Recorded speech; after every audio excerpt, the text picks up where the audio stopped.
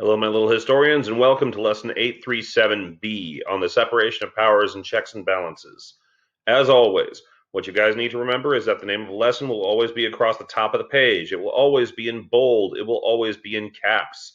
And it will always have this little number system. So we have an 8 because this is 8th grade, a 3 because this is Unit 3, the Constitution, a 7 because this is the lesson that comes after Lesson 6 but before Lesson 8. And in this case, we have a B because we are taking lesson 7 on the 7 principles of government and breaking it up into more than one day's worth of lessons. So today is lesson B on separation of powers and checks and balances and how those two interact with each other. As always, we begin with our bell ringer. So let's go ahead and get started. So under the blank, representation in the House of Representatives was based on population, and representation in the Senate was equal. This one's a little tough, but this is very important when it comes to separation of powers. The main failure of the blank was a weak national or central government. The P in no pact says that the articles had no blank to enforce the laws. The C in no pact says that the Articles of Confederation had no blank to interpret the laws. One principle of government, blank, says that the people are in charge. And one principle of government, blank, says that the people choose their representatives to govern for them. So let's go ahead and figure this out. Under the blank, representation in the House of Representatives was based on population, and representation in the Senate was equal. So if you remember, the Virginia plan for representation said we'll have two houses, one based on population and one based on taxation. So it's not going to be the Virginia plan. And then the counter to the Virginia plan was the New Jersey plan, which said, let's just have one house and every state has an equal vote in that one house. So two different ideas. How do we put them together? We're going to compromise. So the answer here is the Great Compromise. Under the Great Compromise, representation in the House of Representatives was based on population, like from the Virginia plan. Representation in the Senate was equal, like from the New Jersey plan. The main failure of the blank was a weak national or central government. So one more time, think back to your handout. Remember the pinky, a weak national government. And because it was so weak, we needed a new constitution. Therefore, the answer there is going to be the Articles of Confederation. So the main failure of the Articles of Confederation was a weak national or central government. The P in no pact. No pact refers to the weaknesses of the Articles of Confederation. So what is the P? Well, I don't see a P with courts, federalism, Great Compromise, Articles of Confederation, Army, republicanism, or taxes. So it is either president or popular sovereignty. So in this case, the enforcing of the laws, that's the president. So the P in no pact says that the articles had no president to enforce the laws. The C in no pact says that the articles had no blank to interpret the laws. Once again, let's look for our C's. Not a C, not a C, not a C, not a C, not a C, not a C, not a C, not a C. Therefore, your answer has to be courts. The C in no pact says that the articles had no courts to interpret the laws. Once again, we're going to talk about that when we get to separation of powers. One principle of government, blank, says that the people are in charge. The key word there is people. The people. So what is the word up here that means people? That would be popular. Popular does not mean well liked, it means well known by a lot of people. Likewise, when you see a word like population, that says the number of people. So popular, population, that means people. So the answer here is popular sovereignty. And then lastly, we have one principle of government, blank, says that the people choose representatives to govern for them. Once again, the key word there is representatives. Representatives. So the answer there will be republicanism. Moving on. So the student will be able to analyze the principles of the Constitution, including separation of powers and checks and balances. So The reason that these are getting their own lesson, aside from the other 7, is that these 2 are very, very complicated. Once you figure it out, it makes sense, but these 2 are very complicated. So I need everybody to bring their A game with today's lesson. So we begin with the 3 branches of government. We have previously talked about this, but we're going to talk about it again. So to begin with, we have the U.S. Capitol, the Congress. And Congress is one of the 3 branches. One more time, this is the 3 branches of the national government, because there are other versions of government. We've got state governments and city governments and county governments and all that kind of stuff. But the 3 branches of the national government are the legislative branch, which, as I said, is made up of Congress. Its job is to write the laws. And Congress itself is made up of the House of Representatives. That's the House that's based on population from the Great Compromise. So in this case, Texas has got 36 members of the House of Representatives. And then it's also got the Senate. So the Senate is the House that is based on equal population, taken from the New Jersey Plan as part of the Great Compromise. So legislative branch, Congress writes the laws. From there, we go to the White House. The White House is the executive branch. If you need a way to remember this, executive means execute. If somebody breaks the laws, law enforcement executes them eventually after a trial and all that. But executive, Bureau of Prisons and all that kind of stuff, they answer to the executive branch. And who is the main person in the executive branch? Well, if the other person is the vice president, then that means that this person must be the president. From there, we go to the Supreme Court. And with the Supreme Court, we have this, the Supreme Court. So first of all, that is going to be the judicial branch. If you need some help remembering this, judicial, drop the shull, you've got Judy, like Judge Judy. And that's what you should think about, judges. I suppose you could also go judicial, judge, but I figured it's easier to remember Judge Judy. And as I had previously mentioned, that would be the Supreme Court. So the Supreme Court, those are going to be the last word when it comes to any sort of law. So let's go ahead and take a look at how these interact with each other. So first of all, a think, pair, share. How is the chair, this chair right here, like the 3 branches of the U.S. government?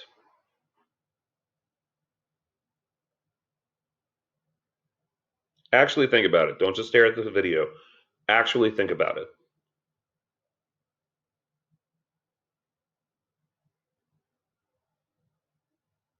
Okay, what have you got? What you should be thinking about is the fact that the seat up here, that's going to be your national government. And the national government is supported by 3 distinct, 3 very different, 3 separated branches. And when they are separated like this, then that means that they can hold it together in a more stable manner. Okay? Moving on. So let's go ahead and take a look. This handout is actually going to double check both checks and balances as well as separation of powers. So let's get started with the separation of powers. If you go to page 183, then we can talk about the executive branch. So the members of this branch, this is the president. It's also going to be everybody who answers to the president. So that's all the members of the cabinet. That's going to be all the government agencies like the FBI and the Bureau of Prisons and the Environmental Protection Agency. All of those federal agencies answer to the president, because the president's job is to enforce the laws. Now, there are other things that go with this, because you can't really have a good negotiation by 500 people. So when it comes to the presidency, he's also in charge of negotiating treaties. He's in charge of enforcing the laws. The whole point is sometimes we need a quick decision, and that's why we have the president. If there is some sort of national emergency, the president can respond quickly, because it's just one guy and he's responding quickly. The article of the Constitution that outlines the presidency, that would be Article 2. We're going to put these in Roman numerals because that's how they are lined up in the Constitution. Just remember, just like GTA, 2 eyes, Article 2. That simple. 2 eyes, 2 finger, 2. The legislative branch. One more time. This is the branch of government that is going to be more deliberative. This is the one that's going to stop and think about it and try and argue about it and make sure everybody's happy with it and so forth and so on. This is going to be Congress. A lot of people don't like Congress because it takes so long to act. It's actually supposed to. Congress is supposed to take a long time to figure out how everything's going to work together. Powers of this branch, broadly speaking, write the laws. However, what they are going to wind up doing is they will approve treaties. They will approve all of these other things that the president might wind up doing. Or, flip side, they could disapprove of those. And we're going to talk about that when we get to the checks and balances. Meantime, the article that outlines this, that would be Article 1. The first article of the Constitution is the one that spells out how Congress is supposed to work, because the founding fathers wanted Congress to be the one in charge. Next, that brings us to branch 3. That would be the Supreme Court. Now, once again, just like with the presidency, there are other parts of the Supreme Court. So the Supreme Court is all the way at the top, but before you get to that, you've got federal courts all the way down here, and then appellate courts in between. But the bottom line is, all of these judges all over the country eventually come up to the Supreme Court. The powers of this branch, their job is to interpret the laws. Their job is to judge the laws. They're supposed to look at the laws and say, this is okay with the Constitution, or this is not okay with the Constitution. So we're going to figure out how that works once we get to the actual checks and balances bit. What article refers to this branch? That's going to be Article 3. So there you go.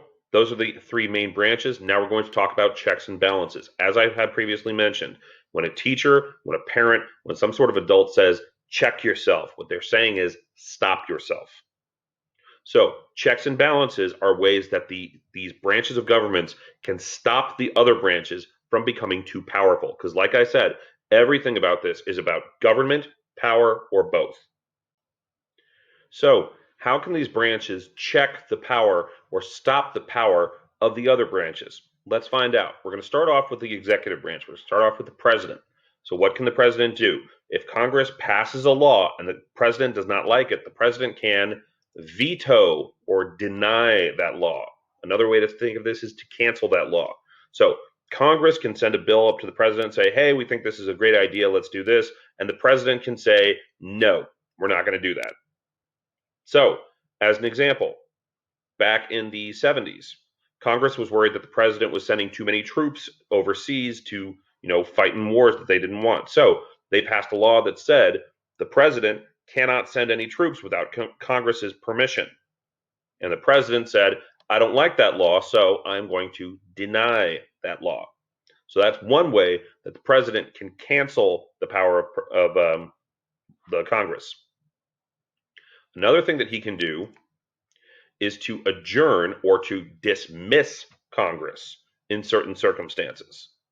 So sometimes he can do that, but not always. And that's one way that he can kind of stop Congress from doing what it's doing.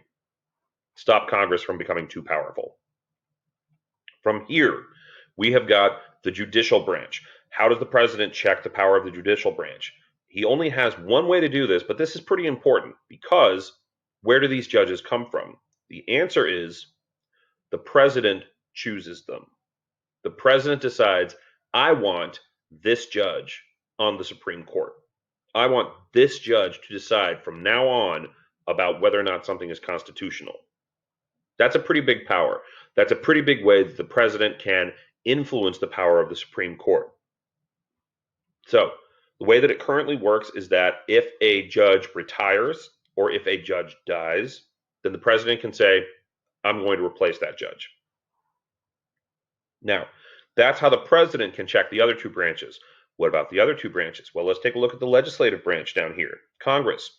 How can Congress check the power of the executive branch, the president? Well, like I said, the president can veto laws sent by Congress, but if Congress has enough people to support those laws, they can override the president's veto. So one more time, they can say, we want to restrict your ability to send troops to fight overseas. President Nixon said, nope, I don't like that law. And because enough people supported it, Congress said, it doesn't matter. This is law whether you like it or not. So this is a big, big deal right here. Congress has the power to override the president's veto if enough people support it. The other big thing that Congress can do is that they can impeach the president. That actually happened back in January of 2020. Now, one of the things you need to understand, impeach does not mean kick out. That is the process. Impeach means to accuse the president. So, in the history of the country, there have only been 3.5 presidents who have been impeached. 3 presidents got impeached, none of them got kicked out. One president, the process started, but he quit before he could get kicked out. So, one more time. This is how the Congress can check the power of the president. They can override the veto and they can impeach the president. They can possibly kick the president out if enough people support it. But that's the big thing about Congress's powers. They need to have enough support to do it. Now, going back to how can Congress check the power of the judicial branch? It's the same thing as with the powers of the president. Just like the president can veto Congress's laws, but Congress can override the veto, the president can appoint judges, except Congress can decide whether or not those judges will go forward. This has happened a couple of times. The president has said, I want this person to be a judge on the Supreme Court. And Congress said, yeah, no. So the president did not get their choice in that case. And just like how the Congress can impeach the president, if they think the president committed a crime and they want to kick the president out, they can impeach that president. Same thing, Congress can impeach judges. So if judges have committed a crime, Congress can accuse them of the crime, put them on trial, and possibly kick them out. So that is one more way that Congress can check the power of the Supreme Court. That's actually happened. Within the last 10 years, Congress accused one of the judges of a crime and kicked him off the court. And that, lastly, we come to the judicial branch. The judicial branch sounds like the weakest, but actually they're one of the strongest because they've got the same power when it comes to the president and when it comes to the Congress. The Supreme Court can declare executive actions unconstitutional. And if it goes against the Constitution, that means it's illegal. It cannot happen. As an example, the Constitution protects freedom of religion. Back in 2017, President Trump said Muslims are not allowed to come into the country. That violates the Constitution. There is a Bill of Rights there, and in the Bill of Rights it says everyone has freedom of religion. You cannot restrict religion. So when President Trump declared that Muslims are no longer allowed, the Supreme Court listened to it and they said, nope, you can't do that. That's unconstitutional. So that action that President Trump just gave, it's nothing. It's just like one of his tweets. It carries no force of law. Same thing when it comes to Congress. Congress, their job is to write laws, but what if they write a law that is illegal, something that restricts individual freedoms? Well, once again, the Supreme Court can say, no, that law is unconstitutional. That's actually something that's going on right now in November of 2020. Congress passed a law under Obama that was nicknamed Obamacare. And some people are saying that law is unconstitutional. So the Supreme Court is listening to arguments and they're going to decide if Obamacare is unconstitutional. So all of these are how the president, the Congress, and the Supreme Court can check each other's power. So if the president is getting too powerful, the Supreme Court can say, nope, you can't do that. All those things you just did, those are against the Constitution. They're illegal. They're nothing now. Or Congress can override his veto. Congress can impeach him. They can accuse him of a crime. Congress can deny his appointments. So if he says, I want this person to be in charge of the military, Congress can say, no, not that guy. And this is a big and important power. That's how Congress can check the power of the president. One more time, the president can check the power of Congress. He can dismiss Congress at certain times. If they pass a law that he doesn't like, he can shut it down. They can override his veto if enough people support it, but it's much easier for one person to say, I don't like that, no, than for 2/3 of each of these houses to say, too bad, it's important enough. So that's how the president can check the power of the legislative branch. And just like the Supreme Court can check the power of Congress by declaring laws unconstitutional. So if Congress wants to pass a law, yeah, the president can stop it. Or if they override the president's veto, the Supreme Court can stop it by saying, hey, that goes against the Constitution. And the Supreme Court can do the same thing with the president. Hey, that action that you did, unconstitutional, we're not going to do that anymore. So the end result is that all of these branches, as you can see with all of these arrows, are checking the powers of the other ones. And when each one checks the power of the other ones, then that means that power is balanced. That's how we make certain the president does not become too powerful, because Congress and the Supreme Court can check him. Congress cannot become too powerful because the president and the Supreme Court can check Congress. The Supreme Court doesn't become too powerful because the president and the Congress can check them. So this is how checks and balances work. And this is one more example of how they are trying to limit the power of the government. Like I said with lesson 836, when we talked about the anti-federalists, they were really worried about this government being too strong. And the Federalists said, hey, it's okay. We got all of these checks and balances to make certain the national government doesn't become too strong. So that brings us to our exit ticket. So let's take a look at these three pages. Like we said with the previous page, Article 1 talks about the legislative powers being granted to Congress.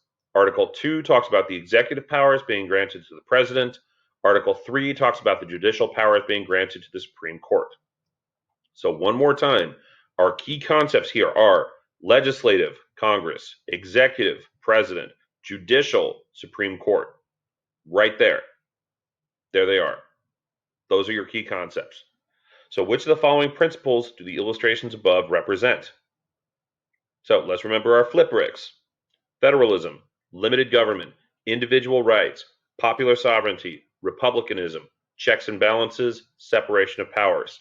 So first of all, are implied powers in the flip bricks? No. Implied powers are not one of our principles. Get rid. So, popular sovereignty. Does any of this say anything about people? Because that's your key word when it comes to popular sovereignty. People. I don't see anything here that talks about people. Get rid. Federalism. What's the key word when it comes to the states? Whoops. What's the key word when it comes to federalism? States, because it talks about shared power between the national government and the states. So there is nothing in here that talks about the states. So federalism, get rid. And that leaves separation of powers. Like I said, did we talk about legislative, executive, and judicial? Yes. Did we talk about Congress, the president, and the Supreme Court? Yes. So the answer here is separation of powers. So go ahead and take care of the other one on your own. Good luck. I will see you guys again when we talk about lesson 838, talking about the Bill of Rights. Thanks a lot. Take care.